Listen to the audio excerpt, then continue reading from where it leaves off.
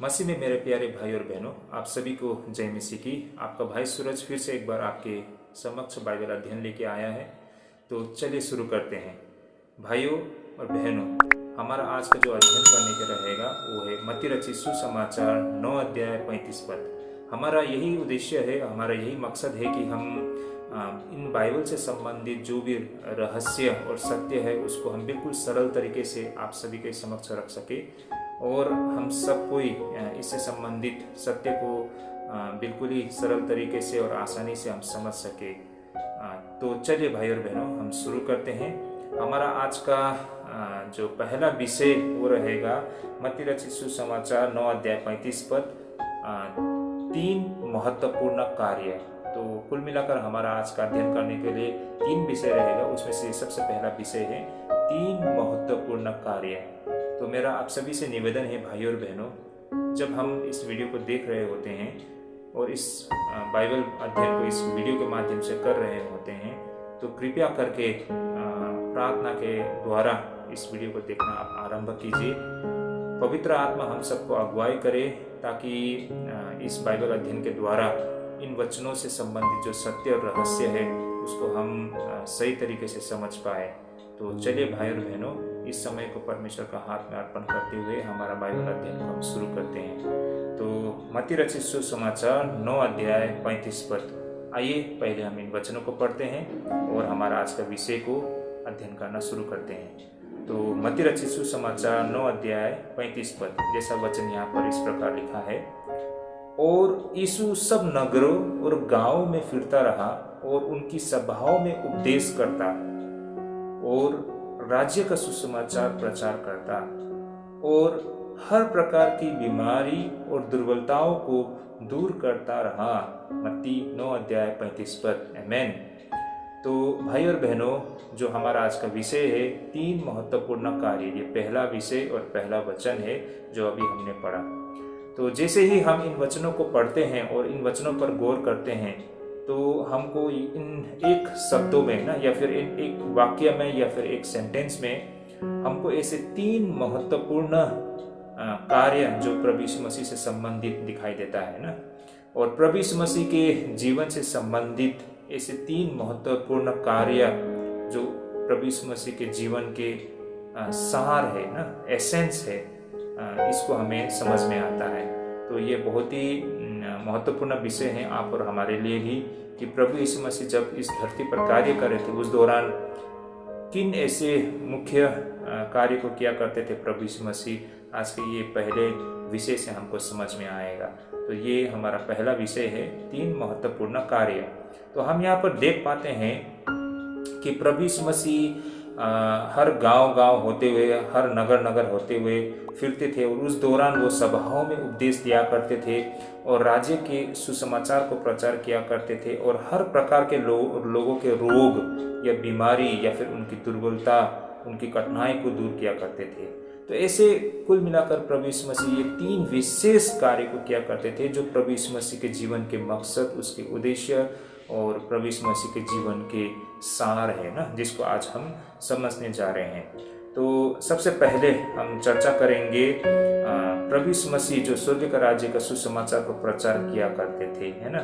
तो अगर हम इन बातों को समझेंगे तो इंग्लिश में ऐसा लिखा गया है, ऐसा कहा जाता है, जीसस वाज द हेरल्ड, यानी कि सूचना देने वाले ना, जो परमेश्वर के राजाओं से संदेश को लाकर लोगों तक दिया करते थे ना, उसे हम हेरल्ड कहा जाता है।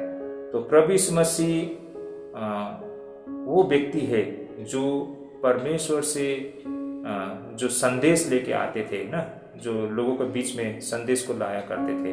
और प्रभु यीशु मसीह ने स्वर्ग राज्य का संदेश को लोगों तक लाया था। तो यहाँ पर जब हम हेरल्ड कहते हैं ना, सुसमाचार देने वाला, उसका काम है, विशेष कार्य क्या है, कुछ निश्चितताओं का यानी कि वास्तविकताओं का घोषणा करना या फिर उनका प्रचार करना। भाई और बहनों, जब हम प्रचार कहते हैं तो प्रचार करने का मतलब है कुछ निश्चितताओं का, ऐसे निश्चितताओं का या ऐसे सत्य का या फिर ऐसे वास्तविकता का घोषणा करना। तो इससे संबंधित जो बातें हैं यहाँ पर हमको समझना होगा कि इन सारे सत्य को सिर्फ जो प्रचारक है उसे ही इसके बारे में सही समझ नहीं, बल्कि इनको सुनने वालों को भी इसकी समझ होना ये बहुत अति आवश्यक है ना। लेकिन आज के समय में, आज के डेट में हम क्या देख पाते हैं, इस पर हमें आज अध्ययन करने की बेहद आवश्यकता है और इस पर हमें चर्चा करने की आवश्यकता है। देखिए भाई और बहनों, जो स्वर्गीय राज्य के सुसमाचार से संबंधित जो सत्य है, इस सत्य को सिर्फ प्रचार करने वाले तक सीमित न रख के इसको सुनने वाले भी इन सत्य को कितनी अच्छी तरीके से समझते हैं, वे कितना निश्चित है इस सत्य को लेकर, ये भी बहुत ही महत्वपूर्ण बातें हैं।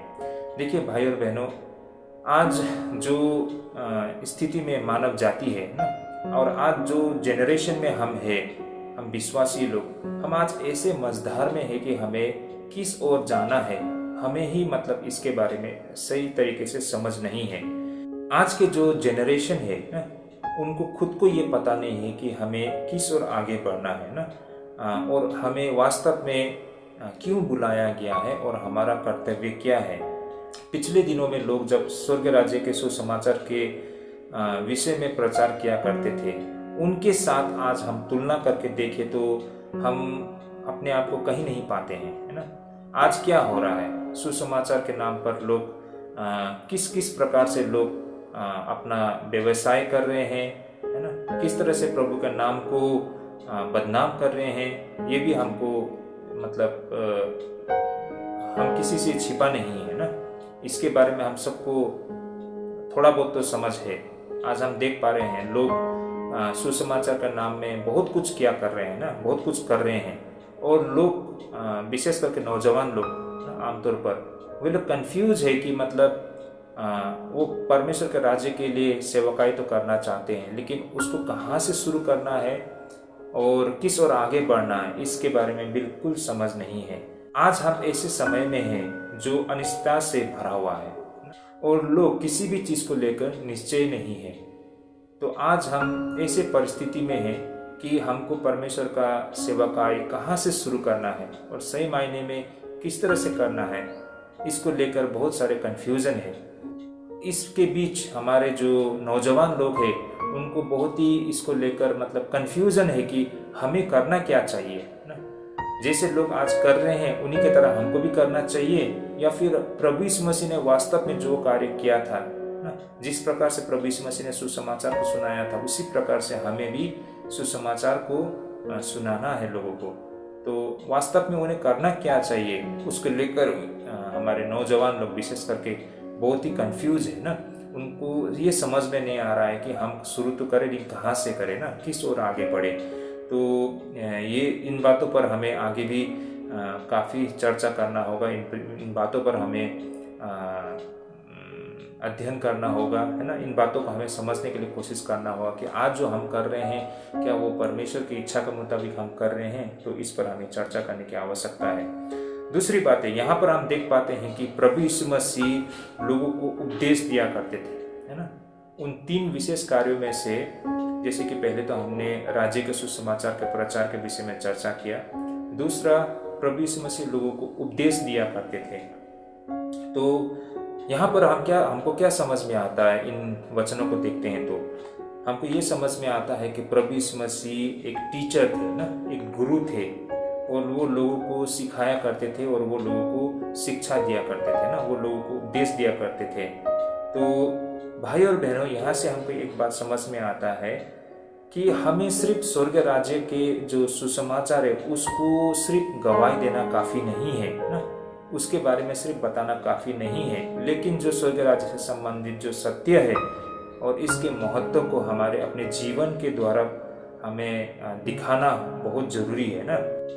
दूसरी बात, प्रभु यीशु मसीह स्वयं एक शिक्षक थे ना, प्रभु यीशु मसीह एक गुरु थे, प्रभु यीशु मसीह एक टीचर थे।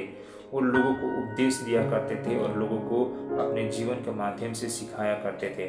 तो भाई और बहनों, यहाँ पर हमको क्या समझ में आता है कि मतलब स्वर्ग राज्य के जो सुसमाचार है उसकी गवाही देना मात्र काफी नहीं है, बल्कि इसके महत्व को हमारे जीवन के द्वारा प्रदर्शित करना ये महत्वपूर्ण है ना। तो भाई और बहनों, लेकिन सत्य ये है कि हम में से बहुत सारे लोग ईसाइयत को मात्र मतलब शब्दों के द्वारा हम लोगों को बताते हैं, लेकिन हम खुद इसको नहीं जीते हैं, है ना।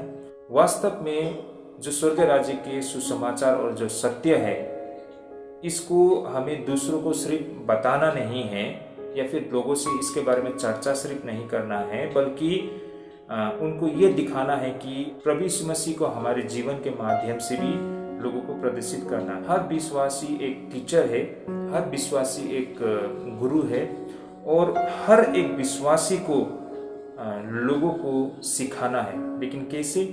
शब्दों से सिर्फ नहीं, बल्कि अपने जीवन से। जैसा कि वचन में लिखा है ना, मत्ती रचित सुसमाचार 5 अध्याय 14 से 16 पद। अगर इन वचनों को हम पढ़ते हैं तो हमको यहाँ पर ये बातें बहुत स्पष्ट रूप से समझ में आता है। जैसा यहाँ वचन में लिखा है, तुम जगत की ज्योति हो। जो नगर पहाड़ पर बसा हुआ है वो छिप नहीं सकता, और लोग दिया जलाकर पैमाने के नीचे नहीं परंतु दीवट पर रखते हैं, तब उससे घर के सब लोगों को प्रकाश पहुंचता है। उसी प्रकार तुम्हारा उजाला मनुष्य के सामने चमके कि वे तुम्हारे भले कामों को देखकर तुम्हारे पिता की जो स्वर्ग में है बड़ाई करे।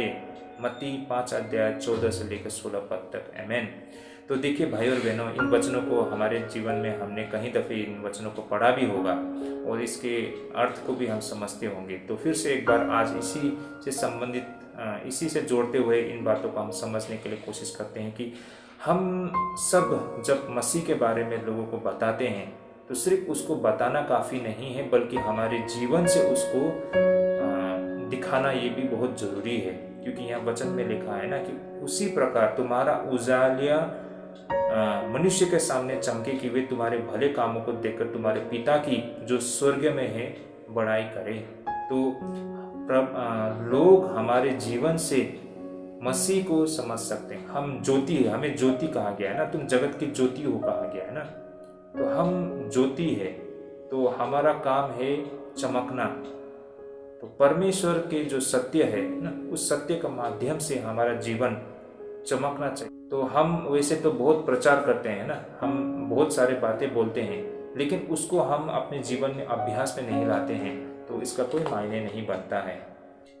तीसरी बात जो हमको यहाँ पर समझने वाली बात है वो है कि प्रभु यीशु मसीह एक हीलर थे। जैसा यहाँ लिखा है ना कि वह हर प्रकार की बीमारी और दुर्बलता को दूर करता रहा बोला।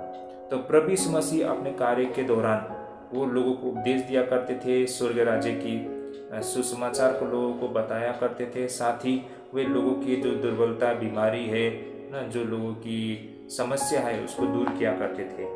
तो भाई और बहनों, यहाँ पर हम क्या देख पाते हैं कि प्रभु यीशु मसीह चंगाई करने वाला ना हीलर थे। अगर हम चारों सुसमाचार को देखते हैं तो प्रभु यीशु मसीह ने जो सुसमाचार लोगों के बीच में लेके आया था वो सिर्फ शब्दों तक सीमित नहीं था, बल्कि उसको हम कार्य में तब्दील होते हुए भी देख पाते हैं ना।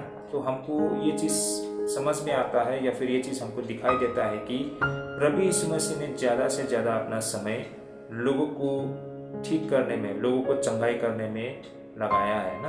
और दूसरी बात, लोगों की भूख को मिटाते हुए हम देख पाते हैं। तो कुल मिलाकर जब हम सुसमाचार में देखते हैं तो प्रभु यीशु मसीह ज़्यादा से ज़्यादा समय लोगों के बीमारियों को ठीक करते हुए या फिर जो गरीब दुखी या फिर कमजोर वर्ग के लोग हैं उनके भूख को मिटाते हुए हम देख पाते हैं ना। साथ ही लोगों के दुखों को दिलासा देते हुए हम देख पाते हैं।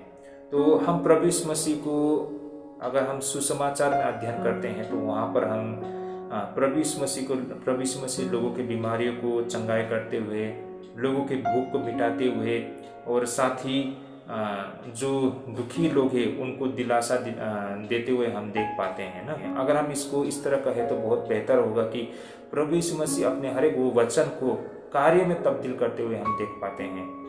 प्रभु यीशु मसीह जो मसीह संबंधित सत्य या मसीह सत्य है उसको मसीह प्रेम में तब्दील करते हुए हम देख पाते हैं ना। तो ये बहुत ही खूबसूरत बातें हैं कि मसीह के जो वचन को हम कार्य में तब्दील होते हुए देख पाते हैं और मसीह सत्य को हम मसीह प्रेम में तब्दील होते हुए देख पाते हैं ना।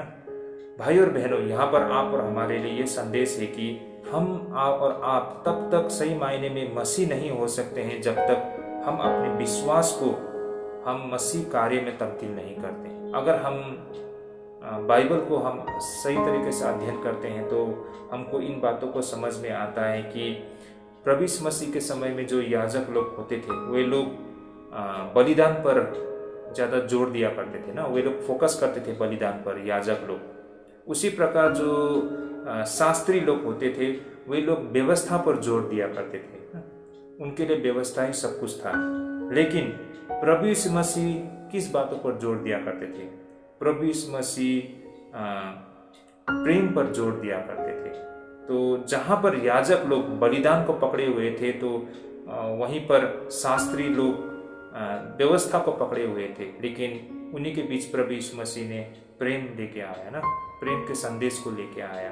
तो फर्क यहाँ पर बनता है ना कि प्रभु यीशु मसीह के कार्य में हम प्रेम को देख पाते हैं ना। उसी प्रेम के वजह से आज आप और हम यहाँ पर इस स्थिति तक या इस समय तक हम आपको, ये था हमारा आज का पहला विषय। और मैं आशा करता हूँ इस विषय को आप समझ पाए होंगे कि प्रभु यीशु मसीह जब इस धरती पर कार्य कर रहे थे उस दौरान प्रभु यीशु मसीह ने ऐसे 3 मुख्य कार्य को किया है। एक तो स्वर्ग राज्य की सुसमाचार को प्रचार करना, और दूसरी है लोगों को उपदेश देना, शिक्षा देना, और तीसरा लोगों के तकलीफों बीमारियों को दूर करना, है ना।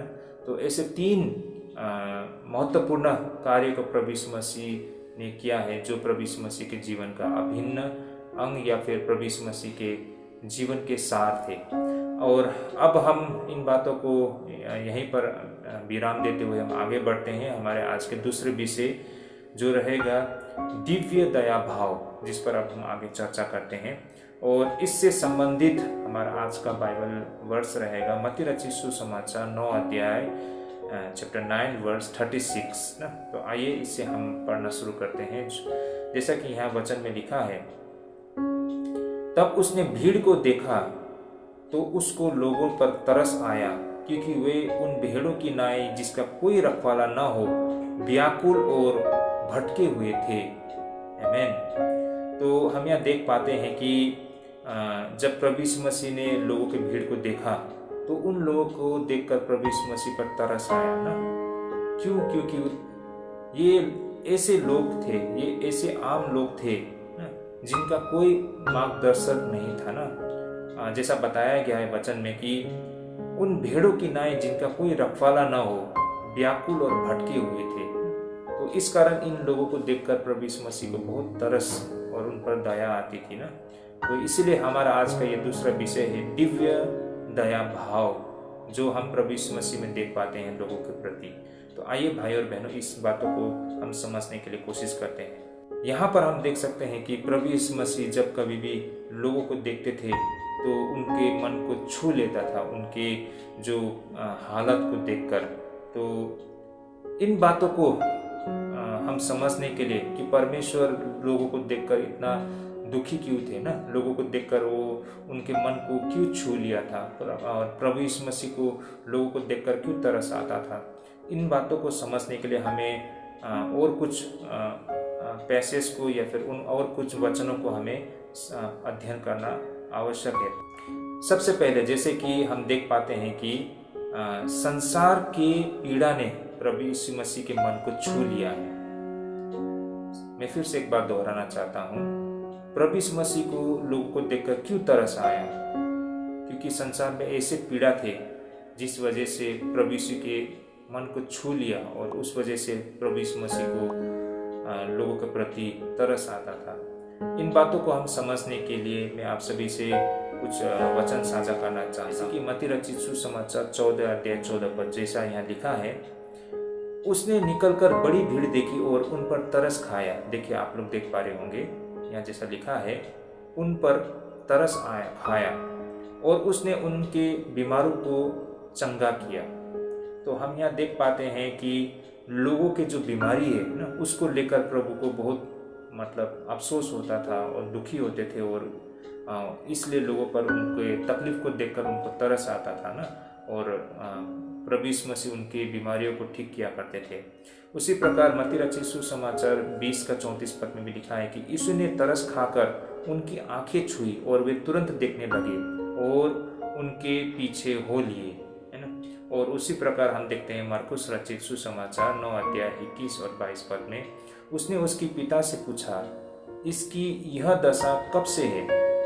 तब उस व्यक्ति ने प्रभु यीशु मसीह को उत्तर दिया, उसने कहा, बचपन से।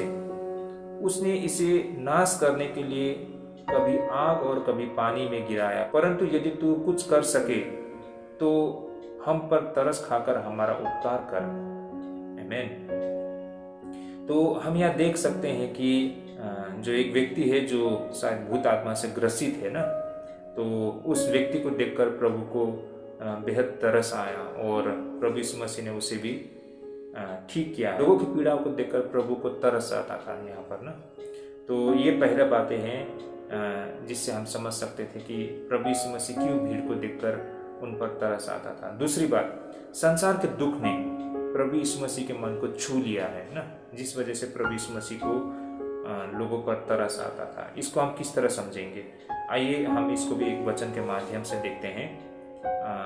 लूका रचित सुसमाचार 7 अध्याय 13 पद। अगर हम इसे पढ़ते हैं तो हमको समझ में आएगा, लेकिन इससे आगे पीछे हमको और पढ़ना होगा। जैसे यहाँ लिखा है, उसे देखकर प्रभु को तरस आया और उससे कहा, मत रो। वास्तव में बात यह है कि एक विधवा महिला थी ना, जो एक नैन शहर के रहने वाली थी। तो उस महिला को देखकर प्रभु यीशु मसीह को तरस आया, क्योंकि उस महिला ने, उस विधवा औरत ने अपने जवान बेटे को खो दिया था ना, और उसको दफनाने के लिए ले जा रहे थे। तो उस महिला के दुख को देखकर प्रभु यीशु मसीह को उन पर तरस आया और प्रभु यीशु मसीह ने उस मुर्दे को जीवित कर दिया, है ना। तो भाई और बहनों, अगर इन वचनों को आप लोग आगे पीछे और भी करके पढ़ेंगे तो ये कहानी आपको दिखाई देगा। लेकिन इसमें समझने वाली बात ये है कि प्रभु यीशु मसीह को उस महिला को देखकर उन पर तरस आया है।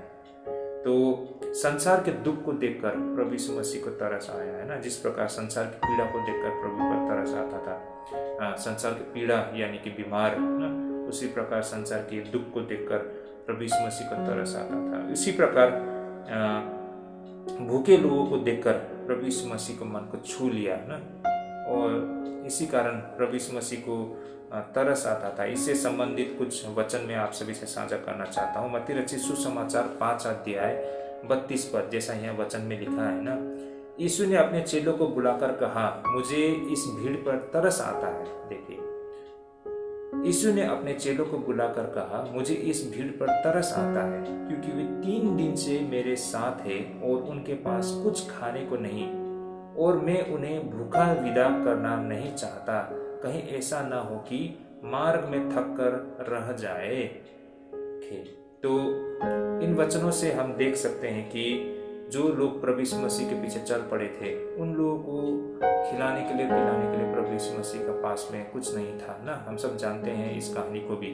लेकिन बात आज हमारे लिए यहाँ चर्चा का विषय ये है कि प्रभु यीशु मसीह को लोगों पर तरस आता था, उनके पीड़ा को देखकर, उनके दुख को देखकर, उनके भूख और प्यास को देखकर। तो प्रभु यीशु मसीह ने ये जो भूखे प्यासे थे, इन लोगों की भूख और प्यास को भी प्रभु ने दूर किया है ना। तो इससे हमको ये समझ में आता है कि प्रभु यीशु मसीह लोगों के इन पीड़ाओं को, इन तकलीफ़ों को लेकर उनको लोगों पर तरस आता था। तो भाई और बहनों, यहाँ से हमको ये भी बात समझ में आता है कि अगर हम विश्वासियों के पास, मतलब काफ़ी मात्रा में हमारे पास कोई भी चीज़ है, तो हमें उससे दूसरों के साथ में मिल बांटना बहुत ज़रूरी है ना। कोई भी एक सच्चा विश्वासी अगर उसके पास अधिक मात्रा में है, तो ये कहकर वो चुपचाप नहीं बैठेगा कि मेरे पास तो है ना और मैं इसे रखे रहूँगा, बल्कि वो दूसरों के साथ साझा करता है ना। और चौथा बात है, जैसे कि हम यहाँ देख सकते हैं, दुनिया के या संसार के अकेलेपन को लेकर, संसार के अकेलेपन को लेकर प्रभु यीशु मसीह के मन को छू लिया है ना। तो जैसे कि इससे संबंधित मैं आप सभी से एक उदाहरण साझा करना चाहता हूँ। मरकुस रचित सुसमाचार 1 अध्याय 40 और 41 पद में ना, मार्क चैप्टर 1 वर्स 40-41 में, जैसे कि यहाँ पर हम देख सकते हैं, एक और कोढ़ी ने उसके पास आकर उससे विनती की और उसके सामने घुटने टेक कर उससे कहा, यदि तू चाहे तो मुझे शुद्ध कर सकता है। उसने उस पर तरस खाकर हाथ बढ़ाया और उसे छू कर कहा, मैं चाहता हूँ तू शुद्ध हो जाए। आमीन। तो हम यहाँ पर एक देख सकते हैं कि एक कोढ़ी ना, देखिए कोढ़ी उनका जीवन कैसा होगा। हम आज शायद आज के समय में हमारे लिए कोढ़ बीमार को लेकर हम इतना हमको सही मात्रा में सही महीने में समझ ना हो, लेकिन उस जमाने में बहुत सारे लोग कोढ़ी होते थे। तो कोढ़ी को लेकर मतलब जो प्रक्रिया थी वो बहुत ही दुखदायक और विशेष करके ना आइसोलेटेड, उसको बिल्कुल अकेले कर दिया जाता था ना तो वो समाज के साथ में संपर्क में आ सकते थे ना वो आम सा जीवन वो जी सकते थे, बिल्कुल अकेला उसको जीना रहना होता था। तो वो कितना मतलब दुखदायी जीवन हो सकता है ना। तो प्रभु यीशु मसीह को उनके जो अकेलेपन को देखकर उन पर तरस आया ना, और प्रभु यीशु मसीह ने उन कोढ़ियों को भी ठीक किया है। तो इस प्रकार हम देख सकते हैं कि प्रभु यीशु मसीह भीड़ को देखकर उनको तरस आता था, इसलिए कि लोगों के जो पीड़ा है, लोगों के दुख है, लोगों के जो भूख प्यास है, लोगों के जो अकेलेपन, इन बातों को लेकर प्रभु यीशु मसीह को बहुत तरस आता था लोगों के इस दशा को देखकर, है ना। और साथ ही संसार की इस व्याकुलता ने भी प्रभु यीशु मसीह के मन को छू लिया है। आज जिस बात को लेकर प्रभु लोगों को देखकर तरस खा रहे हैं ना, ये इसी से संबंधित है, क्योंकि लोगों के व्याकुलता, जैसे कि लोगों के जो पीड़ा है, लोगों के जो दुख है, लोगों के जो भूख प्यास है, लोगों के जीवन में जो अकेलापन है। लेकिन आज जो वचन को हम चर्चा कर रहे हैं और प्रभु आज इन भीड़ को देखकर प्रभु यीशु मसीह को तरस आया, वो इसलिए है कि लोगों के जो लोगों के बीच में ये संसार की व्याकुलता प्रभु यीशु मसीह के मन को छू लिया है, और इस वजह से प्रभु यीशु मसीह लोगों को लेकर उनको तरस आया है ना। क्यों बोलने से देखिए, वचन में भी जैसा यहाँ लिखा है ना, जब उसने भीड़ को देखा तो उसको लोगों पर तरस आया, क्योंकि वे उन भेड़ों की नाई जिनका कोई रखवाला न हो व्याकुल और भटके हुए थे।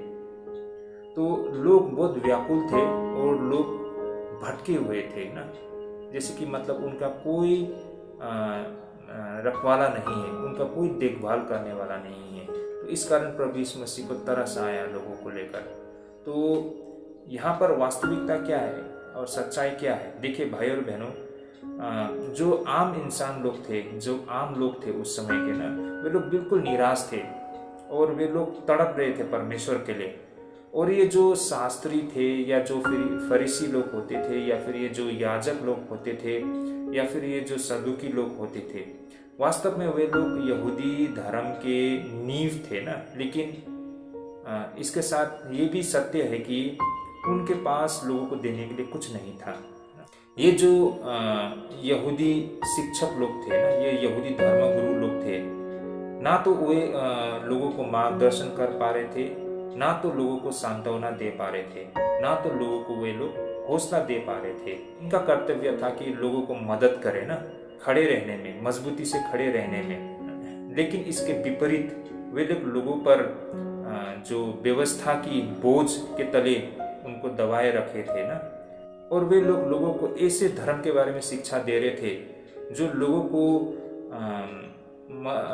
सपोर्ट करने के बजाय उल्टे उन लोगों को हैंडीकैप कर रहे थे ना।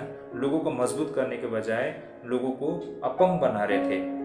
हम सब मसीह भाई बहनों को ये बात याद रखना होगा, जो ईसाईयत है वो लोगों को निराश करने के लिए नहीं, बल्कि लोगों को हौसला देने के लिए है ना कि लोगों को बोझ से दबाने के लिए, बल्कि उनको ऐसा पंख दे जो वे लोग उड़ सके। तो भाई और बहनों, इन बातों को हमें आज समझना बहुत ज़रूरी है कि कहीं हम भी समय के साथ इन रीति रिवाज में फंस के उन यहूदियों और हम में कोई फर्क ना रह जाए। जैसे कि आज भी हम देख सकते हैं बहुत सारे कलीसिया में आज सिर्फ नियम और रीति रिवाज को ही पालन कर रहे हैं ना। लोगों पर एक दबाव बना के रखे हैं ना। लोगों को वो वचन के माध्यम से डराते हैं, लोगों को धमकाते हैं कि वे निरंतर 10वां अंश दिया करें और 10वां अंश के अलावा अलग अलग प्रकार के दान या चंदा को दिया करे ना। कभी तो चर्च बिल्डिंग भवन बनाने के नाम पर, कभी सुसमाचार प्रचार करने के नाम पर है ना, कभी मतलब बहुत सारे ऐसे मतलब नियम बना के रखा है जिसे पालन करना आम लोगों के लिए बहुत कठिन है। तो भाई और बहनों, हमको इन बातों को ख्याल रखना बहुत ज़रूरी है कि कहीं हम भी लोगों को उसी बोझ के तले दबा तो नहीं रहे हैं, है ना।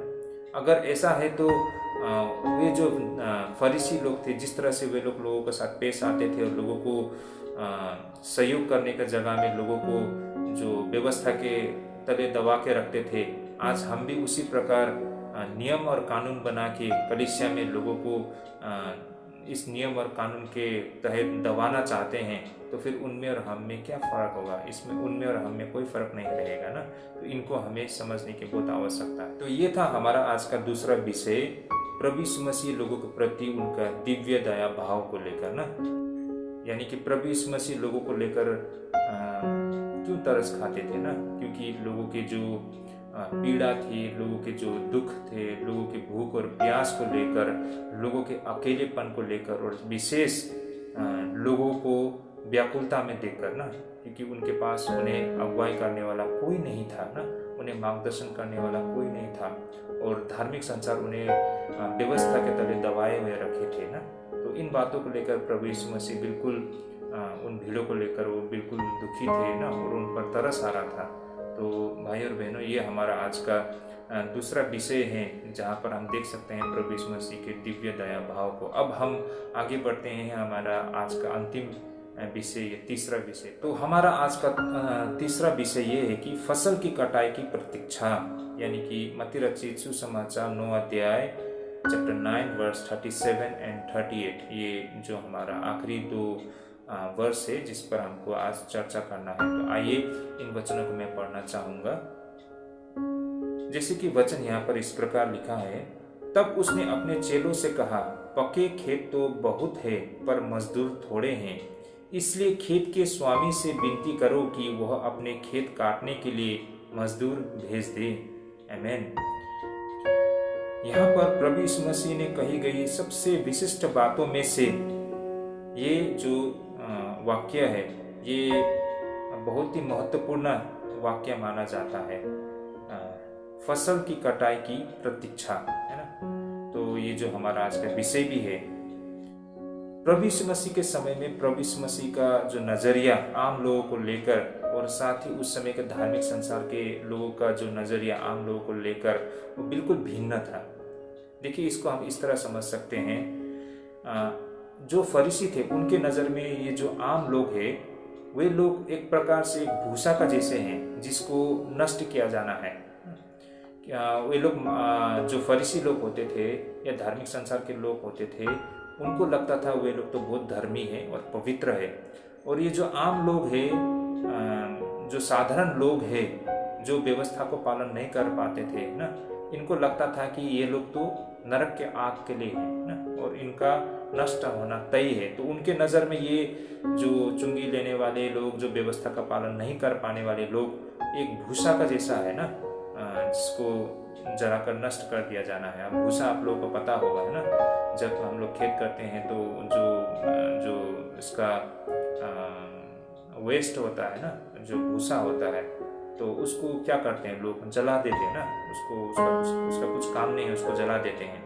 तो उसी प्रकार इन लोगों के लिए जो व्यवस्था को पालन नहीं कर सकते थे, वे लोग बेकार है ना, और उनको ये ऐसे लोग हैं जिनको नरक का आग के में जलाने के लिए मतलब मात्र काम आया जाता है। तो उनके नज़र में ये लोग नष्ट हो चुके लोग हैं ना, और इनका नरक के आग में मतलब जलना तय है। उनका नज़र में ये लोग एक भूसा का जैसा है। लेकिन प्रभु यीशु मसीह का नज़रिया इनको लेकर बिल्कुल भिन्न है ना। प्रभु यीशु मसीह ने इन लोगों को एक कैसा फसल की तरह देखा है। प्रभु यीशु मसीह ने जो ये आम लोगों को जो व्यवस्था का पालन नहीं कर पा रहे थे, जो इन यहूदियों की नज़र में मतलब निचले लोग या फिर पापी लोग थे ना, वे लोग प्रभु यीशु मसीह की नज़र में एक फसल की तरह था ना, जिसको बचाया जाना आवश्यक था। यहाँ पर हम देख सकते हैं कि फरीसी लोग अपने आप में बहुत घमंड करते थे ना, और इन लोगों को एक पापी की नज़र में देखते थे जिनका नष्ट होना तय है ना। लेकिन प्रभु यीशु मसीह इन लोगों से प्रेम करते थे और उन लोगों के लिए प्रभु यीशु मसीह ने अपना बलिदान दिया। तो देखिए अंतर, प्रभु यीशु मसीह का नज़रिया उन आम लोगों को लेकर और इन फरीसी धार्मिक संसार के लोगों का नज़रिया इनको लेकर कितना भिन्न है। तो भाई और बहनों, यहाँ पर आप और हमारे लिए कुछ बातों पर हमें आज पूरी गंभीरता से सोचना और विचार करना बहुत आवश्यक है ना। जिस तरह उस समय के धार्मिक संसार के लोग अपने आप को बहुत ही शुद्ध और पवित्र मानते थे और उनको लगता था कि वे लोग स्वर्ग के राज्य के अधिकारी लोग हैं और बाकी लोग मतलब नरक के लिए आग में जलने के लिए है। अगर आज हमारा भी कुछ इसी प्रकार का सोच है अन्य विश्वासियों को लेकर, तो फिर ये बहुत गंभीर बात है ना, क्योंकि ऐसा अगर है तो उन यहूदी फरीसियों में और हमारे बीच में कोई अंतर नहीं होगा। मैं देख पाता हूँ कि बहुत समय में हम विश्वासी भाई बहन लोग जाने अनजाने में वो अपने आप को बहुत घमंड करते हैं कि हम तो चुने हुए लोग हैं ना, और उनको लगता है कि हमें स्वर्ग का राज्य का टिकट मिल चुका है और बाकी जो अन्य विश्वासी लोग हैं वे लोग तो नरक के आग में झुलसने के लिए हैं ना। लेकिन एक बात को हमें नहीं भूलना चाहिए, जैसा कि वचन में लिखा है, कौन लोग वास्तव में परमेश्वर का राज्य में प्रवेश कर पाएंगे। जैसा वचन में लिखा है यूहन्ना रचित सुसमाचार 3 अध्याय 3 पद में, जैसा इन वचनों में पढ़ना चाहूंगा। यहाँ पर इस प्रकार लिखा है, यीशु ने उनको उत्तर दिया कि मैं तुमसे सच सच कहता हूँ, यदि कोई नए सिरे से न जन्मे तो परमेश्वर का राज्य को देख नहीं सकता। आमीन। तो भाई और बहनों, इन वचनों को आप और हमने कई बार पढ़ा भी है और इन वचनों के मायने भी हमको समझ में आता होगा। तो यहाँ से हमको एक बात स्पष्ट होता है कि वास्तव में कौन व्यक्ति परमेश्वर के राज्य को देख पाएगा, इन वचन से हमको समझ में आता है ना तो वो यहूदी जो अपने आप में बहुत घमंड करते थे कि वे लोग बहुत पवित्र है, और ना तो आज के समय के हम जो विश्वासी लोग मतलब ये हम सोचते हैं कि हम तो प्रभु में विश्वास करते हैं, हमने तो प्रभु के नाम में बपतिस्मा लिया है तो स्वर्ग का टिकट हमारे लिए निश्चित है। लेकिन वास्तव में कौन लोग प्रभु का राज्य में प्रवेश कर पाएंगे। जैसे इन वचनों के मुताबिक नए सिरे से न जन्मा तो परमेश्वर का राज्य को देख नहीं सकता बोला है ना।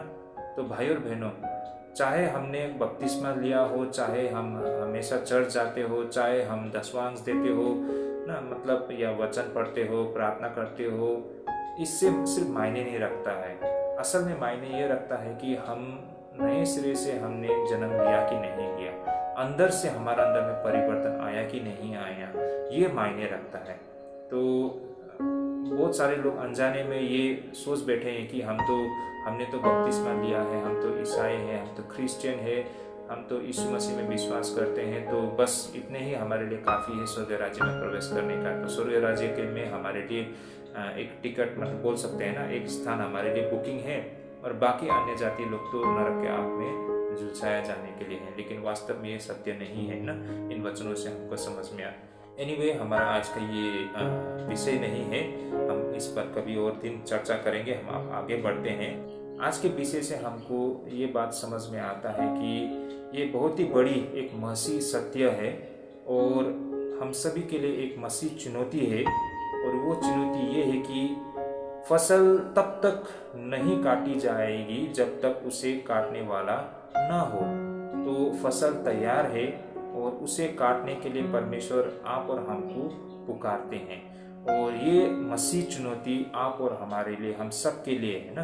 तो ये एक मसीह जीवन में, एक मसीह विश्वास में, ये हम सब के लिए बहुत ही महत्वपूर्ण सत्य है जिसे हम मतलब नज़रअंदाज नहीं कर सकते हैं।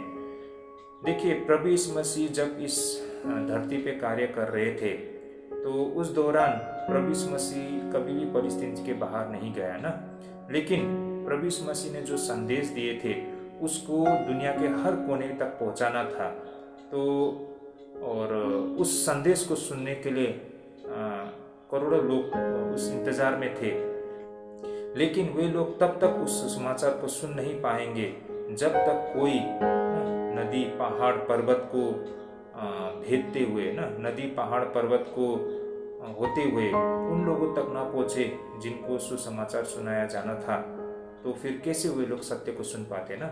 लेकिन हम में से कुछ लोग ऐसा सोचते हैं कि हम ये सब कार्य नहीं कर सकते हैं, लेकिन हम उनके लिए प्रार्थना करेंगे और हमारा प्रार्थना ही इसके लिए काफ़ी है ना। और ये कह सकते हैं कि हम प्रार्थना करेंगे कि प्रभु का आगमन, परमेश्वर का राज्य का आगमन जल्द से जल्द हो। लेकिन वचन क्या कहता है? अगर हम वचन में देखेंगे तो याकूब 2:14 में, जैसा कि यहाँ वचन में लिखा है, हे मेरे भाइयों, यदि कोई कहे कि मुझे विश्वास है पर वह कर्म न करता हो तो उससे क्या लाभ? क्या ऐसा विश्वास कभी उसका उद्धार कर सकता है? याकूब 2:14। आगे और हम फिर पढ़ते हैं, निदान जैसे देह आत्मा बिना मरी हुई है वैसा ही विश्वास भी कर्म बिना मरा हुआ है। आमीन। तो इन वचनों से हमको ये समझ में आता है कि देखिए, हम सिर्फ कहेंगे कि हम विश्वास करते हैं, हम प्रार्थना करेंगे, है ना, तो फिर ये तो वही बात हो गया ना कि मतलब कर्म बिना का विश्वास। हम सिर्फ विश्वास करते हैं बोलेंगे, लेकिन उसे प्रैक्टिकली हम नहीं करेंगे, उस चीज़ को हम अभ्यास में नहीं लाएंगे, तो फिर हमारा विश्वास का कोई मायने नहीं बनता। मैं आप सभी से एक घटना को साझा करना चाहूँगा जो मार्टिन लूथर से संबंधित है, और इस घटना से आप और हमारे लिए बहुत अच्छा संदेश या फिर हम सबके सीखने के लिए है। तो मार्टिन लूथर जो थे और उनके एक दोस्त, वो खुद भी एक परमेश्वर का दास थे, दोनों ने निर्णय किया कि वे लोग परमेश्वर के राज्य के लिए कार्य करेंगे। तो मार्टिन लूथर ने निर्णय किया कि वो मतलब लोगों के बीच में जाके सुसमाचार को सुनाएंगे, और जो मार्टिन लूथर के दोस्त थे वो वहीं पर रहकर उनके लिए प्रार्थना करेंगे। तो ऐसा हुआ कि उन्होंने जैसा निर्णय किया, दोनों ने अपना कार्य शुरू किया। मार्टिन लूथर लोगों के बीच में गए और वहाँ पर सुसमाचार का कार्य करना शुरू किया, और मार्टिन लूथर के जो दोस्त थे वो निरंतर प्रार्थना करते थे। तो एक दिन क्या हो गया, मार्टिन लूथर के दोस्त जब सोए हुए थे तो उनको एक सपना आया ना, उसको एक ड्रीम मिला। तो उस सपने में उसने क्या देखा कि एक बहुत बड़ा मक्की का खेत है ना, इतना बड़ा कि इतना विशाल कि मतलब पूरा संसार, मतलब पूरा पृथ्वी जितना बड़ा एक मक्का का खेत है। और उस मक्के के खेत में एक ही बंदा पूरे जोर तोड़ से काम कर रहा है, लेकिन उसको देखकर बहुत दया आई उस पर, क्योंकि वो अकेला इतने बड़े मक्के के खेत को अकेला वो काट नहीं सकता था ना।